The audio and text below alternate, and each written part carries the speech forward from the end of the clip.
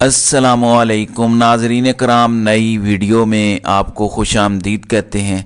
Supreme court میں عمران خان کے cipher case میں جو ضمانت کا معاملہ ہے اس پر بات کرنے سے پہلے میں آپ کو سب سے اہم ڈیولپمنٹ کا بتانا چاہتا ہوں۔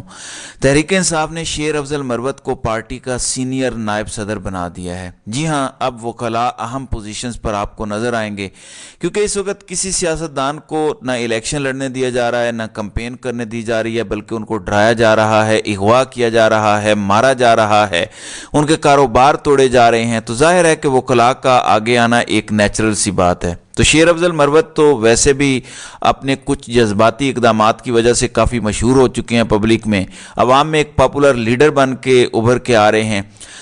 آپ کو پارٹی کا سینئر نائب صدر بنا دیا گیا ہے۔ پھر ایک اور چیز بھی آپ سے شیئر کرنا چاہتا ہوں، ایک اور سروے سامنے آیا ہے جس میں سوال یہ تھا کہ کیا قاضی زیادہ تابع دار ہے یا نواز شریف؟ 76% لوگوں نے قاضی صاحب کو زیادہ تابع دار مانا ہے۔ یہ لمحہ فکریہ ہے ان لوگوں کے لیے جو گزشتہ 5 سالوں سے خاص طور پر قاضی صاحب کو آئینی قاضی، جمہوری قاضی، اینٹی اسٹیبلشمنٹ قاضی بنا کر پیش کرتے تھے۔ تو تابع داری میں نواز شریف اور شہباز کو بھی یہ پیچھے چھوڑ گئے ہیں۔ وہ ہر کام اشاروں پر کر رہے ہیں اور یہ بڑی ہی پریشان کن صورتحال ہے۔ میری ذاتی رائے ہے کہ اگر قاضی صاحب جیسے ابھی تابع دار بنے ہوئے ہیں ایسے بنے رہے تو اکتوبر نومبر 2024 تک بھی عمران خان کا جیل سے باہر آنا بڑا مشکل ہوگا۔ لیکن ایک چانس ابھی نظر آ رہا ہے اور اسی پر ابھی بات کرتے ہیں، کیونکہ نیب نے بھی عمران خان کو گرفتار کیا ہوا ہے اور 30 دن تک وہ ہو سکتا ہے بار بار ریمانڈ لیتے رہیں۔ اس دوران سپریم کورٹ عمران خان کا سائفر معاملے میں ضمانت کا کیس سن رہی ہے۔ آج اس میں نوٹسز جاری کر دیے گئے ہیں۔ میں آپ کو اس حوالے سے آگاہ کرتا ہوں کہ یہ کیس کتنا ضروری ہے اور ٹائمنگ کیسے آپس میں جڑ جائے گی۔ جا کے جہاں نیب کا ریمانڈ مکمل ہوگا وہیں پہ اس کیس کے فیصلے آنے کا چانس بھی بن جائے گا۔ آج جو کچھ ہوا ہے وہ بتانے سے پہلے آپ کو پہلی چیز یہ بتا دوں کہ اس کیس کو جو جلدی فکس کرنے کی یا تاریخ لینے کی استدعا تھی وہ مسترد ہو گئی ہے۔ سپریم کورٹ نے سماعت غیر معینہ مدت کے لیے ملتوی کی ہے۔ ظاہر ہے کہ رجسٹرار اس کو فکس کریں گے جیسے نارمل روٹین میں کیسز فکس ہوتے ہیں۔ ایکسپیکٹ کیا جا رہا ہے کہ دسمبر کے پہلے ہفتے میں اب اس کی اگلی سماعت ہو سکتی ہے۔ یہ ایکسپیکٹ کیا جا رہا ہے، ہو سکتا ہے اس سے بھی لیٹ ہو جائے، ہو سکتا ہے جلدی بھی ہو جائے۔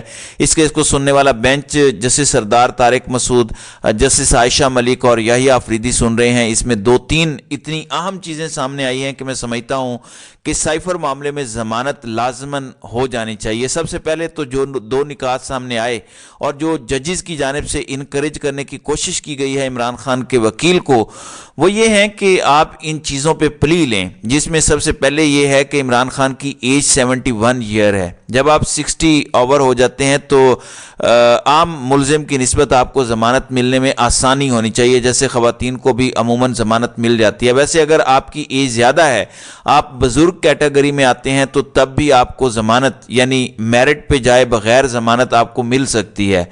نمبر 2 جو وکلاء کے فیور میں بات جا رہی ہے، جو عمران خان کے فیور میں بات جا رہی ہے، وہ یہ ہے کہ یہ FIR عمران خان کے عہدہ چھوڑنے کے 7 مہینے بعد رجسٹر ہوئی۔ اگر کوئی جرم ہوتا ہے تو FIR کا مطلب تو ہے فرسٹ انفارمیشن رپورٹ، کچھ ایسا ہی ہے نا۔ تو FIR ہی اگر 7 مہینے بعد درج ہو رہی ہے تو اس کا مطلب ہے کہ اس میں میلا فائڈی ہے، بدنیتی ہے، بغض ہے۔ یہ 2 اہم چیزیں جو سامنے آ رہی ہیں کہ ان سے فائدہ اٹھا کے بیل لی جا سکے، کیونکہ بیل کے معاملے میں کیس کے میرٹس اور ڈی میرٹس پہ نہیں جایا جاتا عموماً۔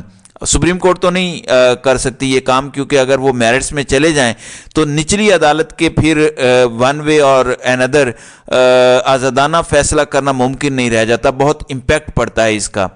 دوسرا، یحییٰ آفریدی کے ریمارک سامنے آئے کہ سائفر کا گم ہو جانا کوئی جرم نہیں ہے۔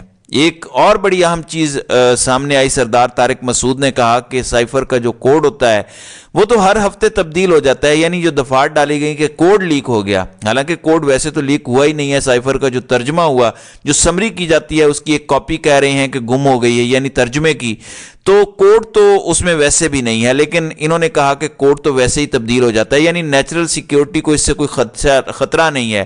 اگر اصلی سائفر گم بھی ہو جاتا، اگر اصلی سائفر بھی کسی کے ہاتھ لگ جاتا تو کوڈ تبدیل ہوتے رہتے ہیں، اس کا مطلب ہے کہ کوئی خطرہ نہیں ہے۔ لیکن یہ ٹیکنیکل باتیں ہیں، نہ مجھے اس کے بارے میں پتہ ہے, شاید سردار طارق مسعود کو بھی پتہ نہ ہو, اور ٹیکنیکل باتیں جب FIA والے آ کے بتائیں گے تو پتہ چلے گا کہ واقعی کوڈ تبدیل ہوتا ہے یا نہیں, لیکن یہ بات بھی عدالت میں کی گئی ہے.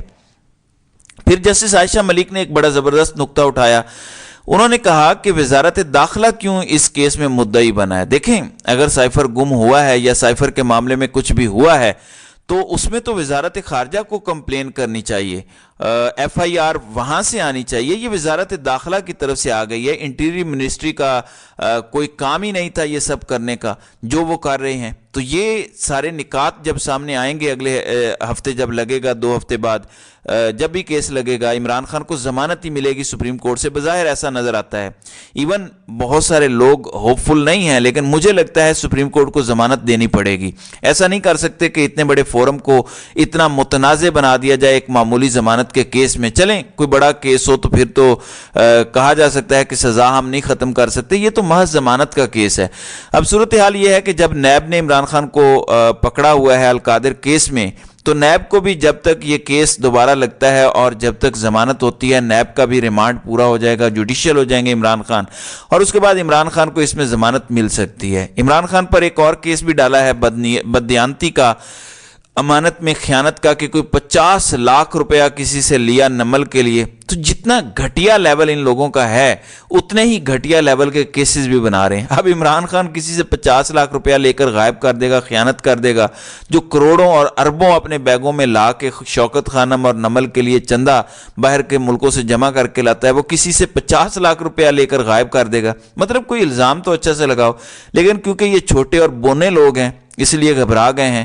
میں آج ناظرین اکرام آپ کو واضح کر دوں کہ ایک دھمکی پہنچائی گئی ہے, اور کچھ لوگوں کے ذریعے پہنچائی گئی ہے, کہ جس طرح عمران خان کی مقبولیت ہے, اگر تحریک انصاف کو عدالت سے کسی قسم کا ریلیف ملا, فار ایگزامپل تحریک انصاف کا نشان بلہ ہی رہے گا بیلٹ پیپر پر, اگر عدالت یہ فیصلہ دے دیتی ہے, کیونکہ یہ کوئی کارروائی ڈالیں گے الیکشن کمیشن کے ذریعے اور یہ چیلنج ہوگا ہائی کورٹس میں, اگر ہائی کورٹ کسی طرح کا ریلیف دیتی ہے اور اگر ایسا یہ اقدام کرتے ہیں, تو دھمکیاں یہ دی جا رہی ہیں کہ مارشل لا لگا دیا جائے گا. اور میں آپ کو اس کی وجہ بتاتا ہوں کہ لگ کیوں سکتا ہے.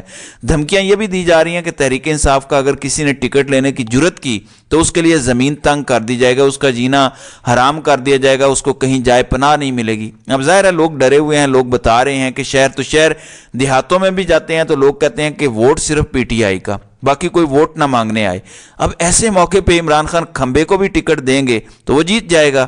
اب ایک ایسا بندہ جو پہلے PTI کا حصہ نہیں تھا, جس کا 9 مئی سے کوئی تعلق ہی نہیں تھا, جس کا سیاست سے پہلے کوئی تعلق نہیں تھا, اگر عمران خان کسی وکیل کو ٹکٹ دے دیتے ہیں, کیسے اس کو گرفتار کریں گے, کیسے اس کو اغوا کریں گے, کیسے اس کو مار کے کہیں گے کہ 9 مئی کی مذمت کرو اور پارٹی چھوڑو؟ نہیں کر سکتے نا, مشکل ہو جائے گا. بیانیہ بنانے کے لیے بھی تو کچھ چاہیے ہوتا ہے. تو یہ زبردست ٹرمپ کارڈ ہے عمران خان کا کہ میں نئے لوگوں کو, وکلاء کو اور اس طرح کے لوگوں کو ٹکٹ دوں گا جو پہلے تحریک انصاف کا حصہ نہیں تھے یا پہلے سیاست میں ہی نہیں تھے, کیونکہ ووٹ اس بار ٹکٹ کو پڑنا ہے, ووٹ اس بار صرف عمران خان کے نام کو پڑنا ہے. اس لیے یہ میٹر نہیں کرتا کہ کس کو عمران خان ٹکٹ دے رہے ہیں, لیکن سازش یہ ہو رہی ہے کہ ہم اپنی طرف سے پورا زور لگائیں گے کہ کسی کو ٹکٹ نہ لینے دیا جائے, کاغذات نامزدگی مسترد کروا دیے جائیں. لیکن اس کے باوجود اگر تحریک انصاف کسی طرح سے 8 فروری تک پہنچ جاتی ہے تو یہ مارشل لا لگا دیں گے. اور میں آپ کو اب بتاتا ہوں کہ کیوں مارشل لا لگ سکتا ہے, اور ایکسیپٹ بھی ہوگا مغرب میں. اس وقت مغرب 2 بڑی جنگیں لڑ رہا ہے, ایک گریٹر اسرائیل بنانے کی اور ایک یوکرین میں روس کے خلاف. ان دونوں جنگوں میں جو بھی ان کا ساتھ دے گا ان کو 100 خون معاف ہیں, اور پاکستان ان دونوں جنگوں میں کہیں نہ کہیں شامل ہے. یوکرین کو اسلحہ دینے پر BBC کی رپورٹ آ چکی ہے. یعنی اگر اس وقت مارشل لا بھی لگ جاتا ہے, جس وقت یہ جنگیں جاری ہیں, اگر بات کی جا رہی ہے کہ ہیومینیٹیرین پاؤز ہوا ہے, لیکن پاؤز اور چیز ہوتی ہے, سیز فائر اور چیز ہوتی ہے, مذاکرات اور چیز ہوتے ہیں, تو جنگ ابھی ختم نہیں ہوئی. تو یہ جنگیں اگر چلتی رہیں کچھ مہینے اور اس دوران مارشل لا پاکستان میں لگ جاتا ہے تو کسی کو کوئی اعتراض نہیں ہوگا. اس لیے اس چیز کو ذہن میں رکھیں کہ کچھ لوگ یہ کہتے ہیں کہ نہیں اب مارشل لا کا زمانہ نہیں ہے. میں کہتا ہوں کہ سب سے زیادہ فرٹائل گراؤنڈ مارشل لا کے لیے اب ہے, اگر یہ ہمت کریں تو یہ مارشل لا لگا سکتے ہیں. نہ مغرب اس کو کوئی برا بھلا کہے گا نہ کوئی اور. آپ دیکھیں گے کہ مغرب کے سارے ممالک کیسے لائن میں لگ کے پاکستان میں مارشل لا کو اپروول دیں گے. کیا مصر میں نہیں ہے؟ انہوں نے کیا ان لوگوں نے مارشل لا کو اپروو نہیں کیا؟ کیا مصر کو وہ اپنا اتحادی نہیں کہتے؟ پاکستان میں بھی تو وہی سی سی ماڈل چل رہا ہے. عمران خان کو مورسی بنایا جا رہا ہے تو وہی سی سی ماڈل ہے پاکستان میں، اور یہ آپ کو ہوتا ہوا نظر آئے گا. لیکن یہ ان کی آخری غلطی ہوگی. آج سے پہلے جتنے مارشل لا لگے ہیں وہ عوامی تائید کے ساتھ لگے ہیں. کم یا زیادہ پر بحث ہو سکتی ہے لیکن ہمیشہ عوامی تائید حاصل رہی ہے. لیکن اس وقت عوام ایک فیصلہ کر چکے ہیں. یہ ملک الیکشن کے بعد عوام کے منتخب نمائندے چلائیں گے، کوئی فرد واحد نہیں چلائے گا. یہ عوام فیصلہ کر چکے ہیں تو اس بار ایکسیپٹ نہیں ہوگا. تو یہ ان کی آخری غلطی ثابت ہوگا اور اس کے بعد اس ملک میں دوبارہ کبھی غیر آئینی اور غیر قانونی حرکتیں نہیں ہوں گی. یہ آخری غیر آئینی حرکت ہوگی اور اس پہ آپ دیکھیں گے کہ عدالت میں ان سب کو سزائیں بھی دی جائیں گی، بلکہ اپریل 2022 سے جو کچھ کیا گیا ہے اس سب پر بھی ان کا احتساب ہوگا. تو ناظرین کرام، آپ کی اس ویڈیو کے حوالے سے کیا رائے ہے؟ آپ اپنی رائے کا اظہار کامنٹ سیکشن میں ضرور کیجیے گا.